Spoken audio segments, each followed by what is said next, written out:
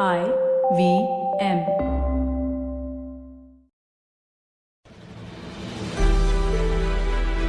Hello, folks. Welcome to The Last Brand Standing, presented by Bank of Baroda. It's a podcast where we discuss some of the most iconic brand rivalries from the Indian marketplace. On this episode, we talk about Manyavar and Raymond. Both of them are well-known brands in the Indian clothing space. Ambi, what do you have for us? What's this about? Tell us.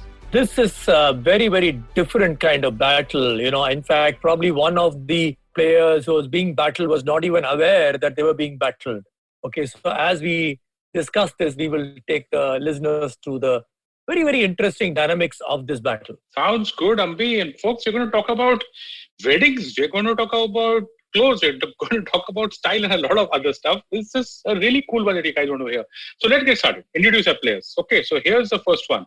Introducing Raymond. Okay, our first player is Raymond, a giant in the field of men clothes, okay, which until the era of ready-made and ready-to-wear garments, which we call fabric, cases where you buy the cloth and give it to the tailor. Any of you actually remember that? That's how things worked at one point of time.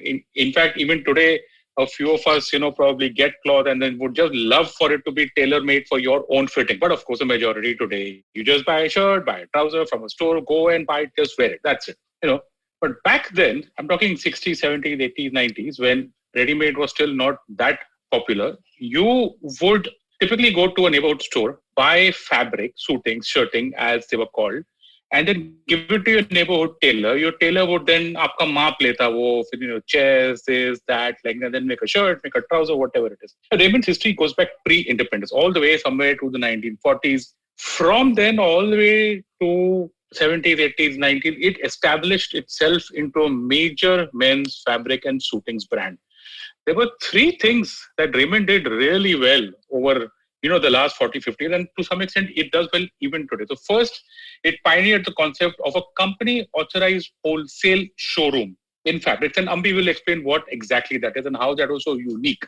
Second, it fought off competition from giants like Reliance's Vimal and Grasim's Gwalior. Remember, only Vimal, yeah? So Raymond actually took them on and won that back in the 80s. And finally, the game changer.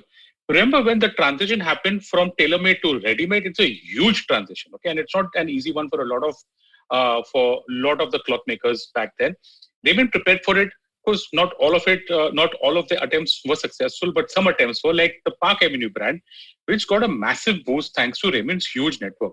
How big was this network? So back in the 2000s, Raymond had more than 300 stores across more than 100 cities in India. That's a huge network.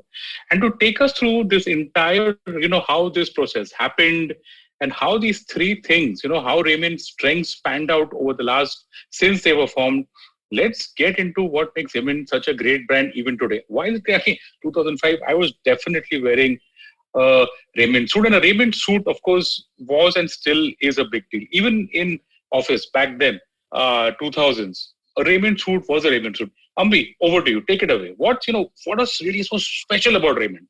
Raymond, Anupam, Raymond is truly a fabulous Indian brand. In fact, it was named after one of the partners of the company, and then he's no longer, actually was not even involved with the company, and it was named after him, this guy called Raymond. I stitched my first suit probably in 1978 or so when I was getting ready for my campus interviews. Interestingly, I never wore the suit because I got a job in an ad agency, and wearing a suit in an ad agency, of course, doesn't go well with the territory. But interestingly, the first brand which I started working on, one of the first brands I started working in 1979 in the agency I joined, Rediffusion Advertising, was a brand called Caliber. Anupam, you remember this brand, Caliber? Very vaguely, not very clearly, but yeah, it does ring a bell. Caliber, yeah. Before your time, it's part of, it was part of Calico Mills. Calico Mills at that time was a very, very, very successful textile mill. They used to make fabulous saris, and so they were wanting to get into the suiting segment, and they had a brand called Caliber, and they wanted an agency to do a crackling campaign on Caliber, and that's where I got involved and I started working on it. That's when I first started studying brand Raymond and what makes Raymond tick. And in advertising, Raymond had a unique position. When I started working in 1979, Raymond already had a huge lead over the other brands in terms of its image leadership, right? There was an advertising legend called Frank Simoes, who had an agency called Frank Simoes Advertising. He created the pioneering campaign for Raymond. And I still remember the tagline used to be Guide to the Well-Dressed Male. I mean, look at it. Guide to the Well-Dressed Male, Raymond, which means if you want to be a well-dressed male, you better be in a Raymond. And I still remember one of the ads, very different. They never, Raymond ads were always very creative. They never used to show this hunk standing in a suit and posing in front of a car. No, it was very subtle. I remember one which was just the back of a man wearing a suit and a little bit of a shirt showing over the collar, right? And the line said, a new kind of an executive statement, right? Raymond. So it was that kind of subtle, fabulous advertising. And remember, Raymond that time was not a giant of a company that we know it is today. There were so many suiting brands which were, actually from large companies. Like, Raymond faced huge competition from Vimal, which is from Reliance. Now, Vimal really massified suiting. They opened showrooms. They conducted, fashion shows in their showrooms. They brought glamour. They had They had cricketers like Ravi Shastri and Vivian Richards modeling for them. On the other side, there was the Birla brand, Gwalior, which had the Nawab Pataudi modeling for them. And then you had Dinesh, which had Sunil Gavaskar, in fact saying, I'm Sunil Dinesh Gavaskar. And then there was Digjam, which had Shekhar Kapoor, and I can go on and on and on. And Raymond never used a celebrity. I don't think they still have ever used a celebrity in their advertising.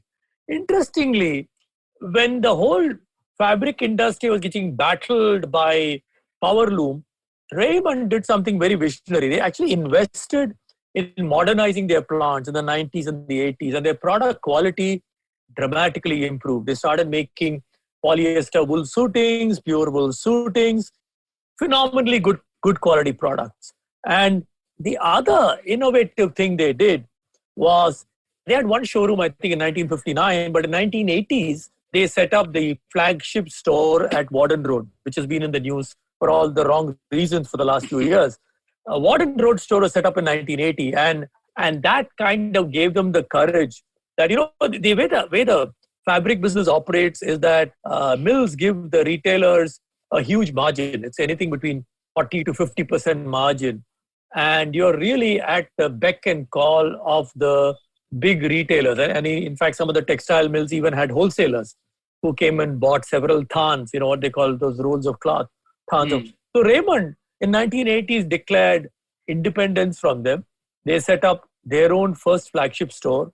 After tasting success, they started rolling out these flagship kind of stores on a franchisee model across the country.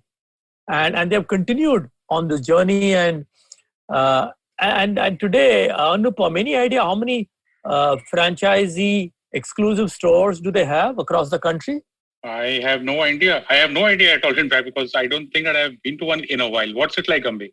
1,200 stores. I'm told they have 1,200 stores across the country. And these are not only in tier 1 cities, they have tier 2, even in tier 3 cities. And they've done a brilliant job of building this network. And all these retail exclusive shops also have tailoring opportunity there. And interestingly, their Park Avenue brand started doing well. So they have Park Avenue ready-made shirts, ready-made suits, ready-made jackets, all of them available in these stores.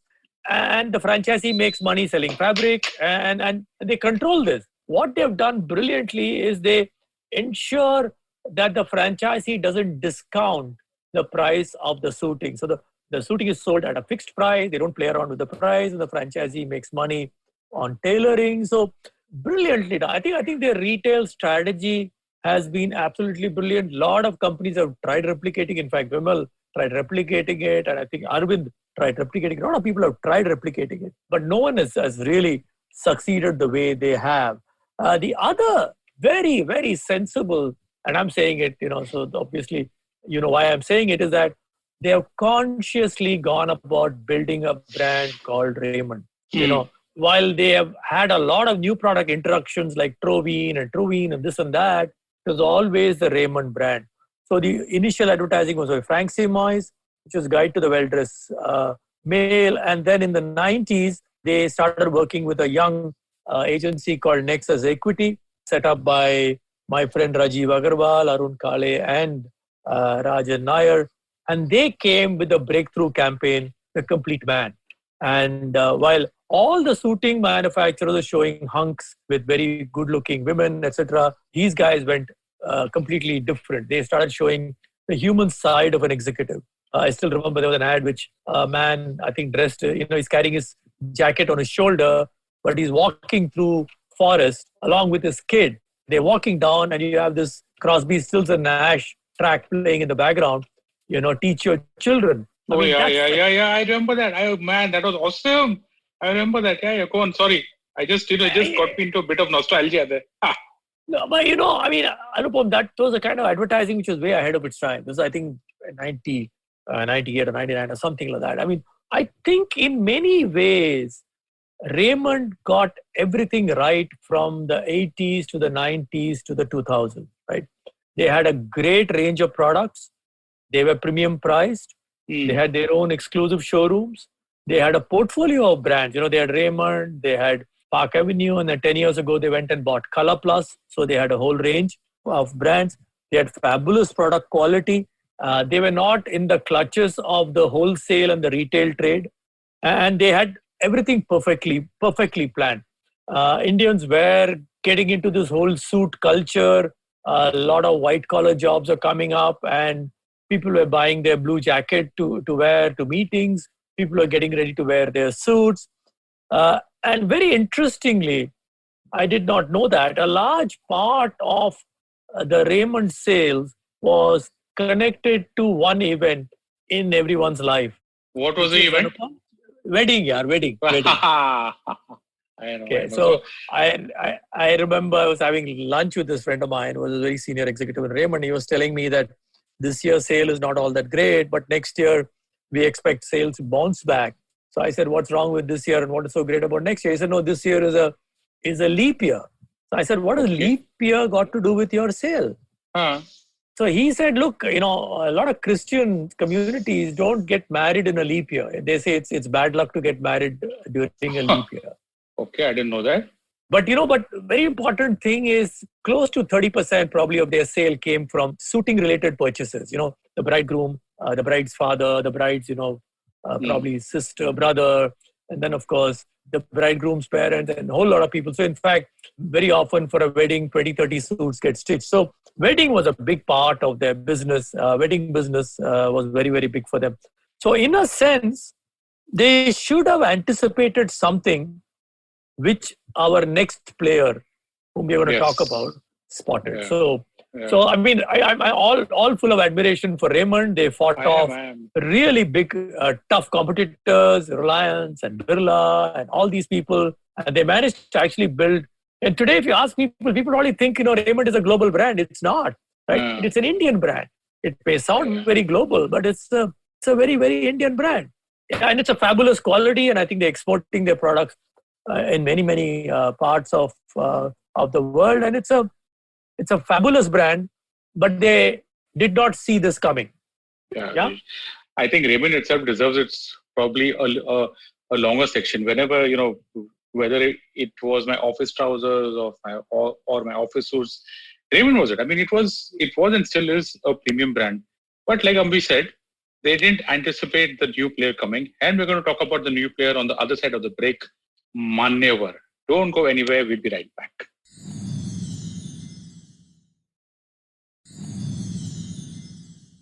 And welcome back to this episode. In the first part, we spoke about Raymond's and how on 3 parameters, it did seriously well and built a lot of competitive advantages around it. Number 1, innovation. It took out a lot of innovative cloth material like Trovine, Terul, mixing blends of polyester and woolen and did really well. Number 2, maintaining a very premium kind of brand, which was supported by, number 3, its biggest edge, advertising. It was and still is a huge brand to contend with in the men's space. But it didn't anticipate the rise of this small player in the late 1990s and in the turn of the century, Manyavar.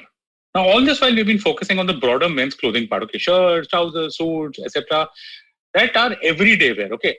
And probably a lot of us also wear suits for special occasions, okay, birthdays, anniversaries, parties, this, that, whatever it is. But we've not spoken about ethnic wear, okay, because ethnic wear is a segment that was, probably still is, dominated by regional smaller players. So India is a huge diverse country, and to think that everybody wears a shirt and a pant and a trouser and a suit and a tie and all that is a little bit, probably generalizing a lot. But because of a size and our diversity, ethnic wear actually differs from region to region. What you wear in the south for a wedding might not be the same as what you wear in the north for a wedding. And there are so many festive occasions in India. Most of them have their own set of clothes. Okay. And then, of course, there is okay, pardon the cliche out here, guys, the big fat Indian wedding. And that is where our second player enters, Manyavar, the brand. What a story, man. Okay, so Manyavar began its journey in 1999 by its founder, Ravi Modi, in Calcutta, who was all of just 22 years old. So in an interview with Forbes, Ravi said, I saw it like an opportunity of a lifetime, not only to build a business, but also to change men's fashion in the country. He did exactly that. Started with just 10,000 rupees of capital and began selling his brand of wedding wear across stores like Pantaloons. Guess what? It worked. In 10 years, that is just a decade, through the 2000s, Manyavar crossed 100 stores. By 2013, it had reached 300 stores across 100 cities.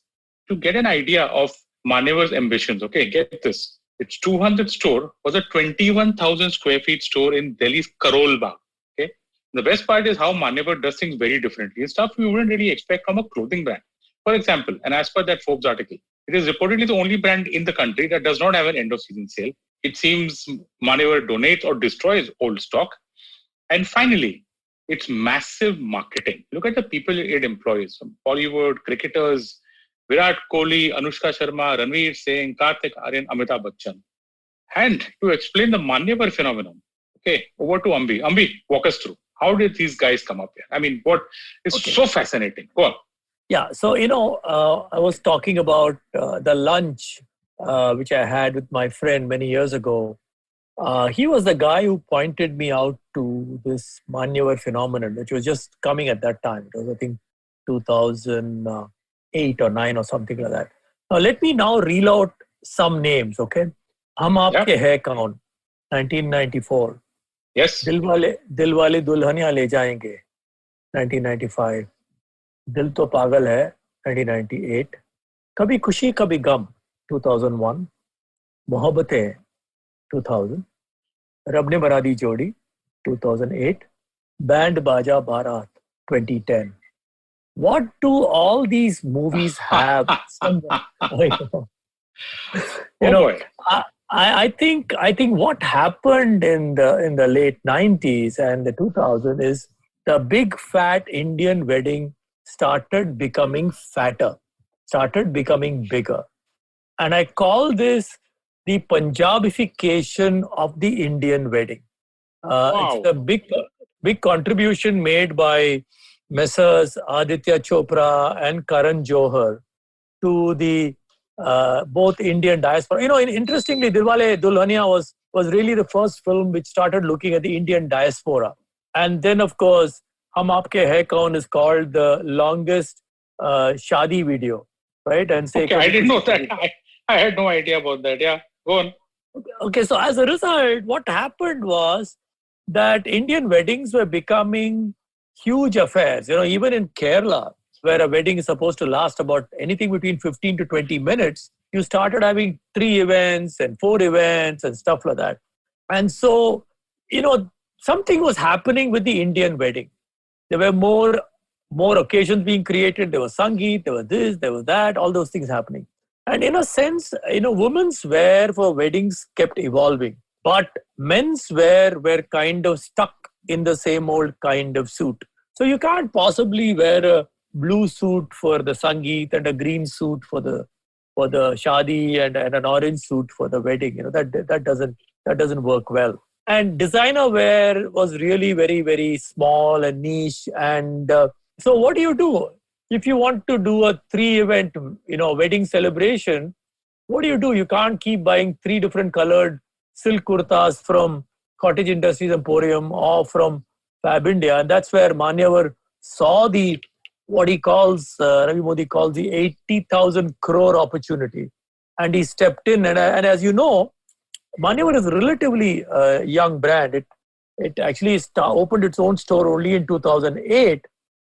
And interestingly, they borrowed a leaf from the Raymond playbook, because they went, Anupam, like you said, they went the same way. They started opening their own retail stores. And like you said, they did a great job of making sure, this is what an old friend told me, that they made sure the franchisee never ended up with dead stock. They had a great system of rotating the stock. And like you said, they never have a sale. So if something doesn't sell, they tear it or they give it away for charity. Amazing vision from a very, very young entrepreneur, right? And mind you, they then started investing in advertising.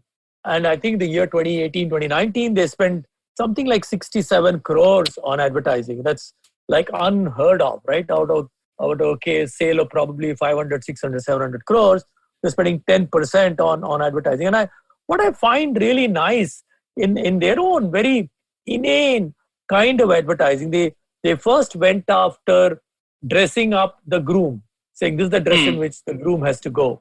Then they slowly tweaked it by saying not only the groom, but the groom's friend also should go dressed in Manyavar. And they had a very nice campaign called Yaar Ki Shaadi. Oh, yeah.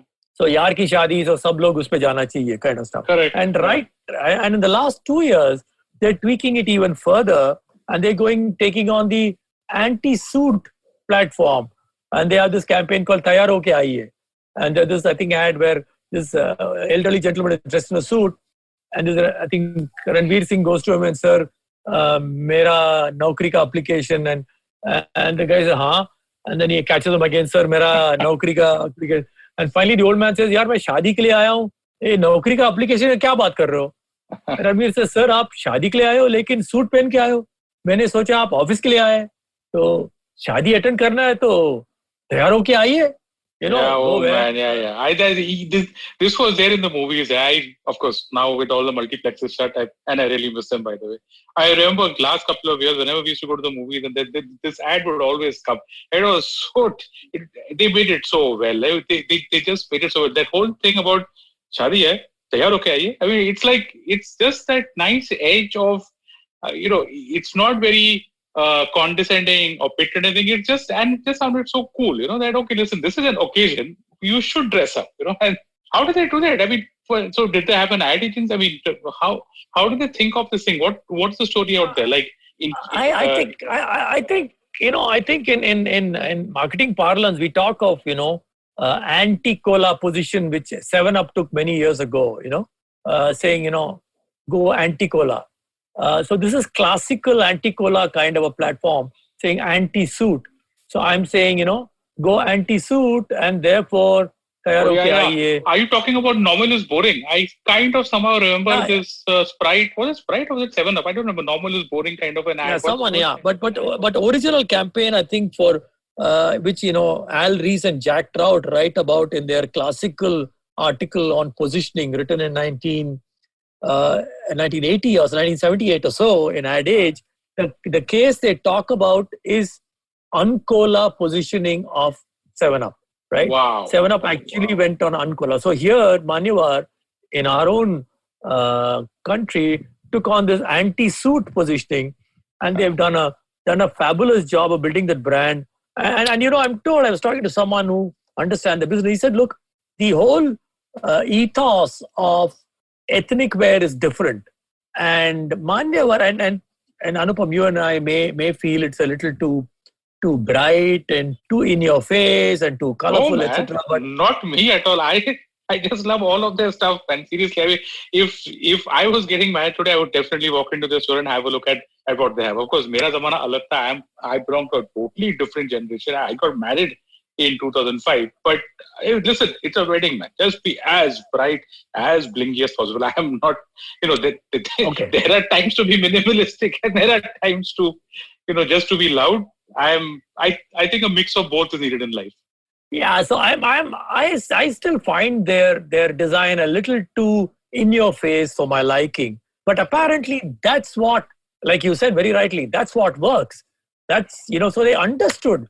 They had their finger on the pulse of the upper middle class Indian consumer who wanted that blingness, that brightness. They got in, right? Anupam, the company got valued at some 4,000 crores in 2017, and they got Kedara Capital invested 400 crores for a 10% of the company. And I was told this year they're going to be 1920. They're like 1,200 crores in terms of top line and fairly high profits, right? Profits, anything in the region of 300 crores or so. It's an amazing success. And look at it.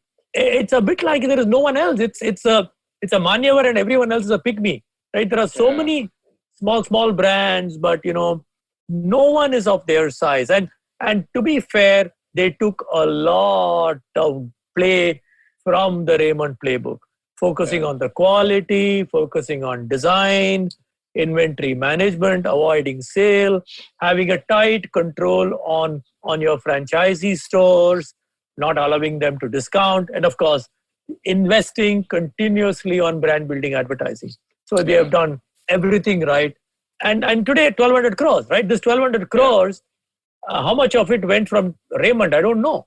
How many people would have otherwise bought 2 suits from Raymond, ended up buying 1 suit from Raymond and 1 from Manyavar?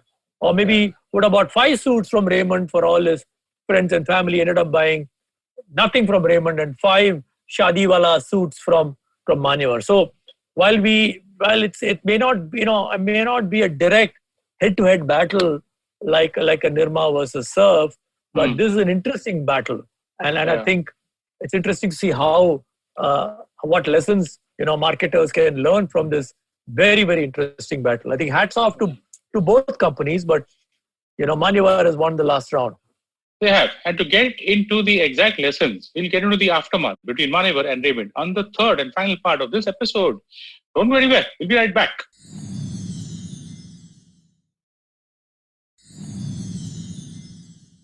And welcome back to this episode. We spoke about, in the first part, we spoke about Raymond, its history, its legacy, and how it built its brand. In the second part, we spoke about Manyavar and how it built its own brand in just maybe 10, 15 years, and it's done phenomenally well. In this final part, the aftermath and the lessons. So we saw the rise of Raymond, again, big competitors, Birlas, Lions. Raymond's used classical marketing really well by hitting all the 4 Ps. And then, they got blindsided by Manyavar, who just came and moved an unorganized sector into a branded, organized play. That's ethnic wear, wedding wear, festival wear.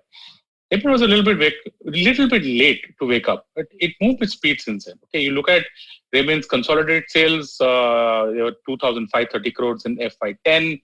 And by FY20, when we checked the website screener, they went up to 6,500 crores. Okay, so 2,530 crores to 6,500 crores in the matter of 10 years. It's a pretty good growth rate. And, maybe Manyavar didn't really affect Raymond that much. But then Manyavar itself had a stellar growth. 10,000 rupees of capital back in the year 1999. And in 2000, like Ambi had said, Kedara Capital got into the firm, took in 10% at some 400 crores. So that's a valuation of about 4,000 crores. And this data is as per an Economic Times article. So obviously Manyavar has also traveled a fairly long journey in a really short period of time when you compare it to Raymond. So Ambi, let's start this final part. What lessons can we learn from this battle? Was this really a battle? Did Manyavar win or did Raymond lose? Just let's do the final part now. Very often when you are doing very well, very successfully in a market, Anupam, you tend to define the market the way you see it. And Raymond, for many, many years, defined the market as men's suitings and shirtings. And they didn't see this whole ethnic revolution happening, this whole what we talked about, Kabhi Khushi Kabhi Gum, and, Hum Aapke Hai Kaun phenomenon happening. And in fact, between 1999 and 2015, Raymond did not even have anything to do with Indian ethnic wear in their showrooms. So they understood suitings, They did a great job with suitings. They had made their own shirtings, and they're doing a great job with shirtings. They understood ready-made shirts. They understood ready-made trousers. They understood ready-made suits, but they missed the bus, and they didn't see it. You can't blame them, right? They might have said, look, it's not our market, right? It's not our market. But the mistake you make is it's the same consumer. If so therefore, instead of defining the market by products, you need to define the market of what is the share of solution are you providing. Like, if there are, let's say, in the upper income groups in this country, let's say 1 million, or let's say whatever number, let's say 1 million shadis are happening every year. What is my share of this shadi market? How many of them are buying from me? And if they're not coming to me, where are they going? Right? So they missed on this dramatically. So the first lesson is, how do you define the market? Do you define it by product, or you define it by what is the share of consumer solution are you providing? That's a big lesson.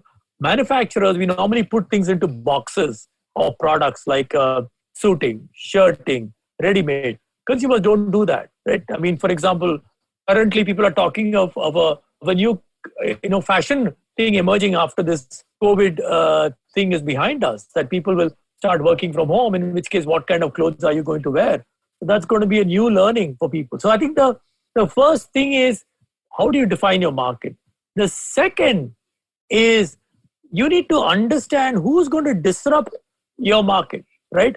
Is it going to be the usual players? Is it going to be the same Raymond, the Arvind and the Gwalior? Or is it going to be something completely left of field? In this case, that's what happened, right? A player came from Kolkata. And mind you, there is another player coming up from Ahmedabad. Huh? Who's that? Which one are you referring to? Okay, who provides Prime Minister Modi his jackets?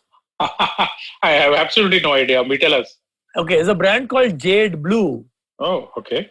Yeah, and they've got a huge showroom in Ahmedabad, and I'm told they'll probably emerge as another big brand in this ethnic wear kind of category. But look at it this way, when Mr. Modi came and he started wearing those half-sleeve jackets, right? Suddenly, a huge opportunity opened up, right? Everyone, Wills, Zodiac, and even Raymond started offering those, sleeveless jackets, and I went and bought a few, and I love them because I think they're perfect for the Indian weather conditions. So one is that that you got to be aware that your competition is going to come from anywhere, right? It's easy for you to define the market in terms of suitings and shirtings, but this is a classical. Those people who know marketing would have read this article called The Marketing Myopia, which is written by Theodore Levitt in the 1960s in Harvard Business Review, where he said the American railroad industry defined their business as railroad. They didn't define it as transportation. If they defined it as transportation, they'd have understood their competition is not coming from other railroads operators. It's going to come from trucks, which are going to move at a faster pace on the highways which are being built in America. Right? Similarly, here again, Raymond defined it as suitings and shirtings, and then comes this whole new Punjabification of Indian weddings, and comes a brand which says, look, I'm going to take this entirely commoditized market and I'm going to convert a brand out of it. Fortunately for Raymond, they woke up and I think they've done something with their khadi strategy. And I think I love the stuff they sell as khadi. But intrinsically, if you were to ask me, do they have an answer for Manyavar? I don't know. In fact, they could have looked at an acquisition a few years ago, because imagine if you can display that in your 1,100 showrooms, you'll suddenly take a brand from nowhere into a national level. So they still are, I think, still wondering whether to buy or to make. And these are opportunities which they have to see. But, intrinsically, I think the big issue is Raymond is a suiting company. They understand the suiting ethos. I'm not sure they still understand the Indian ethnic bling kind of ethos. And when they get it right, I'm sure they will be very, very successful and they'll be able to expand the market further. But it's a big lesson for anyone Any big company which is saying, "Oh, this guy is not my competition," you never know. In 5 years' time, he may become one third, one fourth your size. So you got to keep your eyes out, and I keep calling this lesson number one. Lesson number one in marketing is really understand your customer, understand how the customer is changing, and how your product is relevant or irrelevant in the customer's life. So that's I think a big lesson for anyone who's listening to this episode of this podcast, Anupam. Yeah, I mean, first of all, there is the whole thing about whether a company that is so invested and so known, its entire brand is suits and shirts and trousers and material. Would the public accept them if they make sherwanis and kurtas and churidars and stuff like that? I think that is something. Do you think that's an experiment worth trying for them? What do you say? I think it's worth trying because, like I said, there may be a market which is saying, look, I want slightly less level of bling. Therefore, I don't mind paying 50% more, but I want less bling and I want a stylish kind of stuff. There may be people, and in fact, if you've gone and visited the Raymond showrooms of late, they do have sherwanis. They have very well-designed sherwanis. I don't know whether I don't think they've put enough money power behind it. They've spent a lot of money promoting khadi. Khadi is great. The fabric is fantastic. But I don't think they've done enough in terms of pushing their own Indian ethnic collection. I think Raymond can do a great job with Indian ethnic collection. Who says that Indian ethnic clothes can only be, I think there is a market available between, let's say, a Manyavar and a designer like, Sabyasachi or whoever, right? Whoever is doing Indian male ethnic wear. So there is a nice market out there, and the market is very big. And a whole generation now can be upgraded from Manyavar to Raymond Indian ethnic wear. I think there's a possibility. One. Second is, of course, you can look at new brand, right? Like Color Plus. Color Plus is a totally new brand, which is sold under the same retail chain, right? You can create a new brand, a totally new brand, and push it very hard. You can give it the support of your top 500 retail outlets so that the brand takes off in terms of distribution. So you can play with, obviously you need to experiment with different two or three or different approaches on how to handle this. Because, look at it. In that article, they say that Indian ethnic wear is 80,000 crores, and that's huge. Yeah. And Manyavar is 1,200 crores. Yeah. So I'm going to go to the other side. Okay, I'm going to look at it from Manyavar's perspective. It's just kind of winding up this episode, folks. So just stay with me here. Ambi, there's so many questions, but I'll just try and wrap it up into just one question. How do you go from being a 22-year-old in Calcutta of all the places and take on this massive market? Calcutta is not a small place, no doubt. Calcutta also, I'm sure, has a very large marriage market, so to say. They've got Marwadis there who are seriously rich. How does it work for such a young guy to think of all this and in 20 years, less than 20 years, build out this entire thing, hitting all the right spots and making it into such a large company? What anything here that you think that you can tell our listeners, any lessons on how to crack this entire thing? Because he's gone from something that's totally unorganized, small and regional, and he's made it national.